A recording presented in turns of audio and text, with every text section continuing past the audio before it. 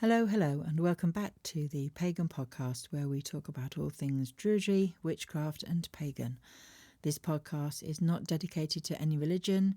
It's about helping you find your path, or maybe find something of interest if you've already discovered it. I have been treading my path for at least 40 years, and I hope something I share may be of use to you. I am on a druid path of nature, working with all energy allies. And today's podcast is all about the dreaded cold and what herbal remedies we probably might have lurking in our cupboards or our garden that can help us. Here in the UK, we're lucky that those who are vulnerable to flu and COVID are all getting their injections, inoculations, or as we call them, jabs, for the season.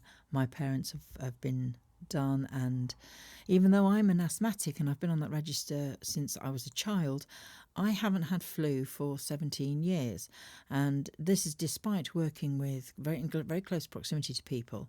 I stopped having the flu jab because I didn't find it was actually doing me any good, and I'm not saying that it does, I'm not saying that it doesn't, and up to now I haven't caught COVID that I'm aware of. So because of this, I try and use herbal remedies and keep away from the proprietary stuff if I can. So I thought I would give you my list of useful herbs for the winter and what you can do with them, and hopefully you'll have some of these in your garden or at home, and if not, they're perhaps something you can put on a list to look into yourself for next year. Now, because we are walking a nature-based path, my advice when purchasing anything is to go organic, so you know that no additional chemicals have been used. And the best way to work with plants is to try and grow your own in your area, in the earth that you are connected to and you are close to. This gives you and the plant a much deeper connection. However, if this is just completely impossible for you, then find a reliable source to purchase from. Or maybe there's a friend who loves to grow things who can help, and perhaps they'll put an extra pot in the garden for you. You can share the costs and even the work in the garden to care for the plants. Now, these plant allies are here to help us through winter's horrible colds. So our first plant is the common garden sage. It's a brilliant herb for sore throats and used as a steam bath. It is a disinfectant and makes an excellent mouthwash or gargle, and can also be used to cleanse wounds. Sage tea has been used in the past in cases of typhoid, kidney and liver complaints, bleeding from the lungs and the stomach, measles, pain in joints, lethargy, and a wide range of other illnesses, especially bites of serpents. So if you do come across a serpent in your garden, there's usually, perhaps some sage about that you can protect yourself with, or if you've perhaps been hurt by this. We'll leave that there, shall we, before I get myself into a bit of a deep hole. One of the best remedies for laryngitis, tonsillitis or sore throats is a teaspoon of dried leaves infused in a cup of boiling water and the liquid used to gargle, or half the water replaced with malt or cider vinegar, and that can be taken internally as well as used as a gargle. So sage, look into sage. If garden sage, obviously we're not talking white sage here, we're talking the common garden sage that you would cut and use in your food. Rosemary, another hardy herb. When you cut rosemary though, and I think this is probably counts with most things, even lavender and sage, is that don't cut the woody bits, because if you cut down to the wood, the plant will rarely grow again. It will go completely hard, it might die off, and you could kill your plant. You've got to cut the soft green part of the plant itself. So if you're cutting down into the wood, you've gone too low. So leave a little bit of stem, the green fleshy stem of the plant, so that it can grow again. Otherwise you are going to kill your plant. Rosemary makes a lovely tea with lemon and ginger slices. It's great for winter well-being as it's warming, aromatic and invigorating. And you can also add a little chili into the tea if you need some extra oomph or a bit more warmth. Rosemary can also help if you have a case of the winter blahs in January and February. Oregano, or as our cousins across the pond pronounce it, oregano, is an all-round immune booster. The Greeks and Romans used oregano as it contains an anti-inflammatory property and very good for relieving upper I hate saying this word, respiratory infections such as sore throats. You can make a cough relieving tea by using 2 teaspoons of dried or half a cup of fresh oregano, 1 to 2 peeled pieces of garlic, a garlic clove, and 2 cups of boiling water, and leave these to infuse or steep for 5 minutes. Strain. Add 2 teaspoons of honey or stevia and a squeeze of lemon. Stir and sip, and just allow that to gently work its way through down your throat, and that will make you feel so much better. Thyme is another garden herb. Many people already have a pot of that or a plant. It has strong antibacterial and antimicrobial properties, and it's great for fighting infections, especially, again, here we go with that word, the respiratory tract, like bronchitis and tonsillitis. And infusing some fresh thyme leaves in boiling water for 15 to 20 minutes and drinking 2 to 3 times a day is very effective. Garlic is another one that's really, really useful, although I suggested that you try growing it yourself so that you get an organic garlic that is coming from your soil, as I said earlier. Using lazy garlic isn't going to have the same effect, I'm afraid, because it's got properties in there to preserve it. So you need a really good fresh clove, and even they are difficult to find at certain times of the year. But that's just my advice. Now, it has anti-infection properties and can decrease inflammation, and it will stimulate the immune system and improve your circulation. So if you team that with some honey, honey contains prebiotics which help with healthy gut bacteria, and also it is antiviral, antimicrobial, immune boosting, and a great wound healer. Now, the following tonic I'm going to give you, recipe in a moment, is a really good herbal remedy which can help with sinuses, sore throats, cold and lung congestions, along with the flu. It's a fast one too and can be ready in a week, and all you need is a 125 to 250 ml mason jar with a tight fitting lid, preferably one of the ones, the clip lids with the little red sealant around the top. So grab a chopstick or something you can stir with, and then fill the jar with garlic cloves. Pour over any local honey that is from your area if you can try and get it, or maybe you're a beekeeper and you have your own, or you know one. Stir really well so that the garlic is covered in honey, and you remove as many air bubbles as possible. Fasten the lid, label it with a date so that you can remember when you did it, and it can be used 1 week after the garlic has soaked into the honey. But it will get stronger and better the longer it's left. And just take if you like eating the garlic, then eat the garlic. But if not, just take the honey, because the honey will be infused with the garlic. Now, if you don't like honey, can't get honey, maybe you're a vegan and you don't want to use honey, and I do understand why, although it is brilliant for absolutely loads of different things. I don't think you can do this. I've not tried this at all with anything like stevia. I'm not sure, because there's no preservative in it. I'm not sure that that's going to work. So that really is something that you can only do with garlic. Ginger and circulatory stimulation that keeps the body warm. Absolutely fantastic for moving the circulation. It also supports our ability to digest food.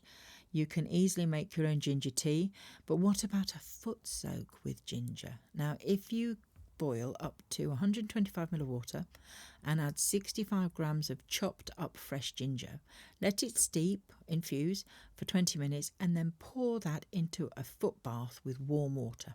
Obviously check the water first before you stick your feet in it. Always have some fresh ginger and dried ginger in the house, because you can do this and the warmth just will soak up through your feet. And if you don't want to drink the ginger at the time, but you want to do something different, try that as a foot bath and allow it to warm your circulatory system through your feet, especially if you are prone to feeling the cold. You can also make your own ginger tea infusion with 3 slices of fresh ginger, 1 cinnamon stick, 1 star anise, 3 cardamom pods, a clementine, and using a peeler, remove a few strips of the skin from the clementine. Place these and all the other ingredients into a teapot. Pour over just off the boil water and leave to infuse for 3 to 4 minutes. Pour into cups and enjoy, and obviously you can add honey or stevia to your cup if you need it a little sweeter. Lemon. How many of us reach for a packet of Lemsip when we feel the cold coming on? Lemon is packed with vitamin C and has a really good taste as well, especially in tisanes and herbal drinks. And you can make a classic drink of lemon, ginger and honey. Lemon is one of the easiest, as you can just add it in where you need it. And I'm not even going to give you a recipe for lemon because a lot of people will already drink warm water with perhaps a squirt of lemon, a little bit of honey in the morning as a metabolism booster and to get some vitamin C into you. So if you like using lemon, which many people do, and if not, there's plenty of recipes on the internet for it anyway. Echinacea, more commonly known as coneflower as well.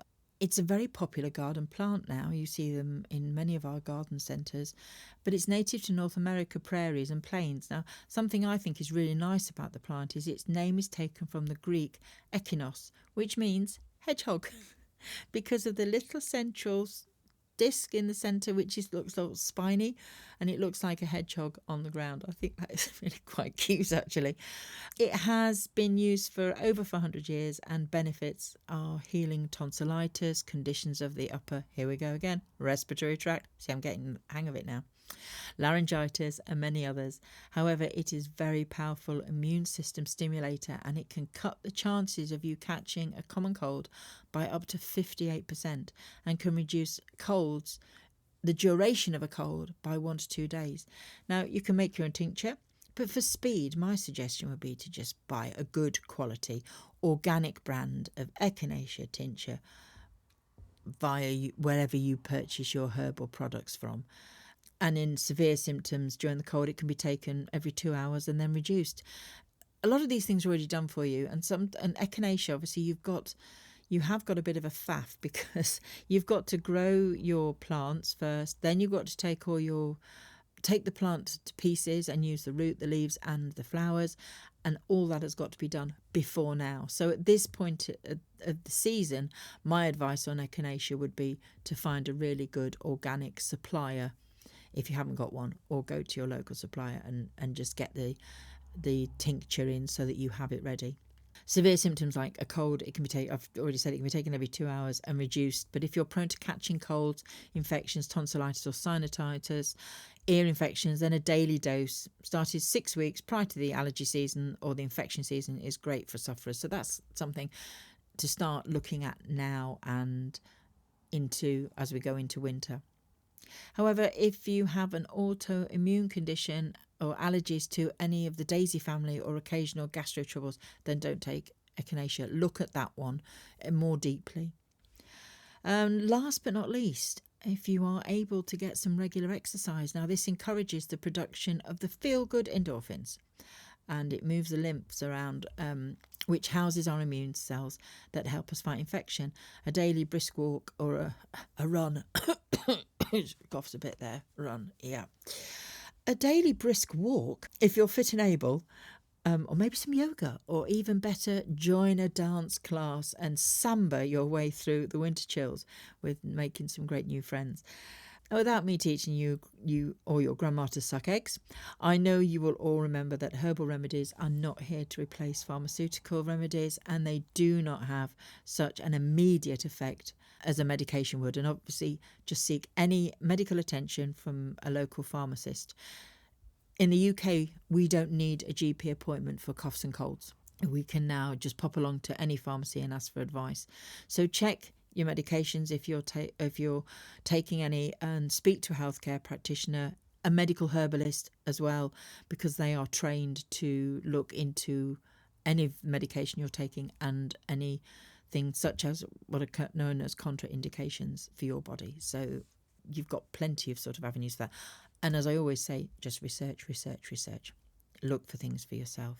Also remember that herbal remedies are ongoing, so you need to keep taking the teas and the remedies on a regular basis, especially anything that if you've got it that's going to boost your immune system, vitamin C being one of the best ones. Now, I know there's probably plenty of other herbal remedies and plants out there, and if you wish to share anything that you use and have found works for you in the comments below, feel free. I mean, it's lovely that we can share. This is what this podcast is about. It's here to help everybody in our own wellness and our own well-being. And if you have something you think, we use this in our family and it's absolutely brilliant, then please feel free to pop something down in the comments below. And that is it. They are just my ones that I have in the cupboard. Like I've said, there's probably lots more that you could use, but I think sometimes we over egg the pudding.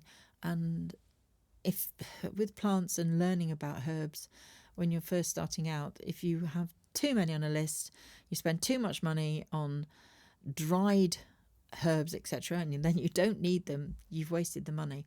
So if we keep what I always say, keep the medicine cabinet as small as you can when it comes to herbals, and then slowly expand as you learn more about herbs and treating yourselves and your family. So with that in mind, I will say goodbye for now. Thank you very much for listening in. If you'd like to give me a like, obviously comment, and subscribe to my channel if you haven't already, then that would be wonderful. If you are here as a regular listener in, thank you for joining me once again. It's lovely having you here. And if you're new and have just come across me, then why not stay a while? There's lots more on my podcast on the Druidry path, witchcraft and pagan. I'm just sharing the world that I have grown up in. I use witchcraft, but I'm not Wiccan. I follow a path of Druidry, which is nature-based, as I've already said. And I'm going to go into more of that next year, because I know that quite a few people sort of ask me the difference between witchcraft and Druidry, and they ask, what would I do as a Druid rather what friends of mine would do as witches. So we will perhaps talk about that a little bit more next year as we walk down a path. We're kind of getting into the shaman work now, or looking into different routes for your own spirituality. So with that in mind, I'm going to go away now and leave you to go and sort your herbs out and your herb cabinets, and I will speak to you again very, very soon. Take care and bye for now.